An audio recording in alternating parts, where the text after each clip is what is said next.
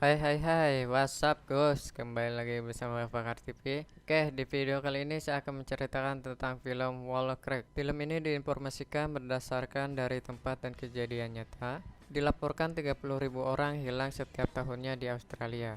90% ditemukan dalam sebulan dan beberapa orang lainnya tidak pernah ditemukan. Oke, sebelum memulai video ini jangan lupa share, like, dan subscribe agar tidak ketinggalan video selanjutnya. Oke Gus, jangan banyak basa-basi, kita langsung aja ke alur ceritanya. Let's go.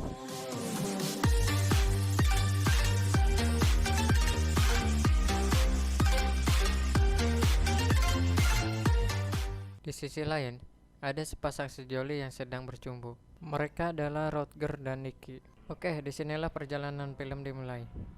Lalu mereka berlibur untuk bercamping dengan cara berjalan kaki. Setiap kendaraan yang melintas, mereka hentikan untuk ikut menumpang. Dengan perjalanannya ini, mereka sangat bahagia dan senang sekali. Setelah sampai di suatu tempat, mereka pun mendirikan tenda dan bermalam di tempat tersebut. Keesokan harinya, perjalanan pun dimulai kembali. Mereka terus menyusuri jalan dan sampailah di suatu tempat yaitu Wall Creek. Lokasinya sangat indah namun terlihat begitu panas. Tanpa terasa, waktu sudah menjelang sore dan mulai malam, dan akhirnya mereka pun mendirikan tenda di Wall Creek. Setelah lama berbincang, dan akhirnya mereka pun bercumbu, lalu bergenjot-genjotan. Setelah selesai bergenjotan, lalu datanglah sebuah mobil yang menghampirinya. Dan ternyata dia adalah Mick Taylor, si pemburu babi itu. Awalnya, Mick ini hanya memperingati atas sisa api bakar-bakaran yang mereka lakukan di depan tendanya.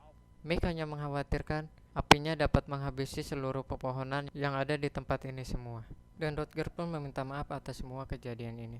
Namun sayang sekali, Nick malah keluar dari tendanya, sehingga Mick melihat Nick dengan pakaian yang seksi dan aduhai. Dan akhirnya Mick menawarkan tumpangan kepada mereka berdua, namun Rodger menolak dan akan bermalam sampai pagi di sini. Disinilah Mick mulai tidak terima dan merasa disakiti oleh perkataan Rodger. Dan akhirnya perkelahian pun dimulai. Rodger pun didorong ke mobil oleh lalu ditusuk di bagian belakangnya. Mendengar teriakan Rodger, Nick pun keluar menghampiri Jack yang sudah terkapar. Disinilah akhirnya Nick digenjot-genjot sama Mick. Bukannya tidak ada perlawanan ya, tapi karena Mick menggunakan senjata tajam dan badannya pun lebih besar, ya mau gimana lagi, ya dinikmati aja genjot-genjotannya. Setelah melakukan penggenjotan, si Mick lalu melanjutkan menghajar si Roger dengan cara dimutilasinya. Seluruh anggota badannya dia mutilasi menjadi berkeping-keping. Ketika Mick sedang fokus memutilasi, Nick mencoba untuk melarikan diri. Ketika Mick mulai sadar kalau Nick sudah tidak ada, dia langsung coba mengejar menggunakan mobil. Dan akhirnya Mick menemukan Nick. Dia kejar terus menggunakan mobil. Nick terus berlari dan coba masuk ke hutan agar mobil Mick tidak bisa masuk. Dia coba lari ke jalan dan menghentikan mobil dan akhirnya ketemu dengan Paul yang sedang bertelepon dan hampir saja menabraknya. Paul yang melihat kondisi Nick ketakutan, dia menanyakan kenapa terjadi, namun Nick belum bisa menceritakannya dan Paul akhirnya membawa dia pergi dari situ. Tidak hanya sampai di situ, Mick juga menemukan mobil Paul dan akhirnya kejar-kejaran mobil pun terjadi. Mobil Paul pun ditabrak terus dari belakang sekencang mungkin oleh Mick. Setelah kejar-kejaran cukup lama, mobil Paul pun akhirnya berhenti. Mick langsung mengeluarkan senjata dan menembak Paul. Namun Paul merunduk dan akhirnya kena terhadap Nick. Peluru itu tembus ke dalam pipinya dan menembus kaca. Setelah melihat Nick mati, Paul pun ketakutan dan gas kembali mobilnya untuk melarikan diri dari Mick. Singkat cerita, matahari mulai terbit, pagi pun datang, dan siang pun mulai terik. Paul mencoba minta pertolongan di semua mobil yang melewat, namun tidak ada yang menolongnya. Sialnya, yang dia temukan adalah Mick Taylor yang semalam mengejar-ngejarnya, dan akhirnya dia pun dikejar kembali oleh Mick Taylor. Aksi kejar-kejaran mobil pun terjadi.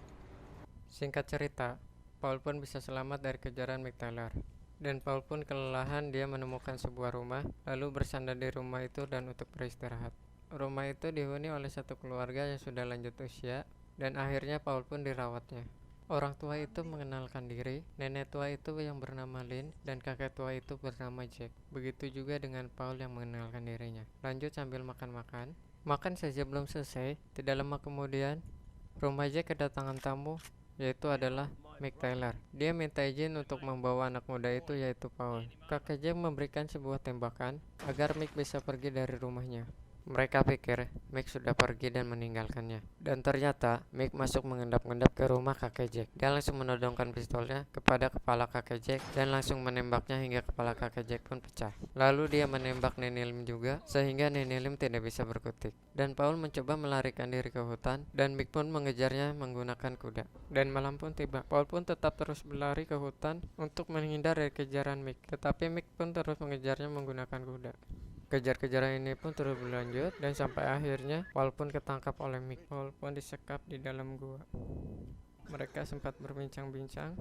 Paul pun mencoba menghiburnya dengan bercerita tentang kisah peternak seorang Australia. Mereka sempat ketawa-ketawa bersama.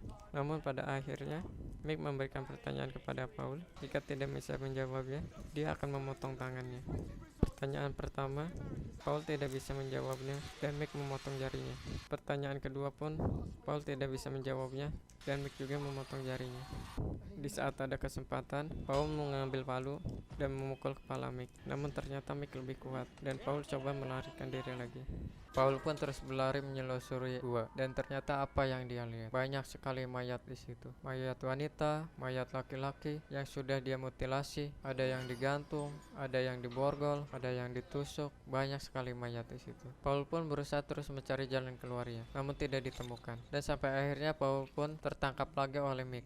Tidak tahu kenapa, Paul sudah berada di kota dengan kondisi yang sangat mengenaskan, penuh banyak luka dan badannya sangat lemas. Dia ditemukan oleh polisi yang berada di kota. Oke guys, itulah akhir cerita dari film ini. Dan informasinya sampai saat ini pelaku belum ditemukan. Dan turis Inggris Paul ini pun tercatat sebagai tersangka atas rangkaian pembunuhan yang belum terpecahkan di daerah Walker. Jika kalian suka, jangan lupa subscribe, like, and share agar tidak ketinggalan video berikutnya. Terima kasih.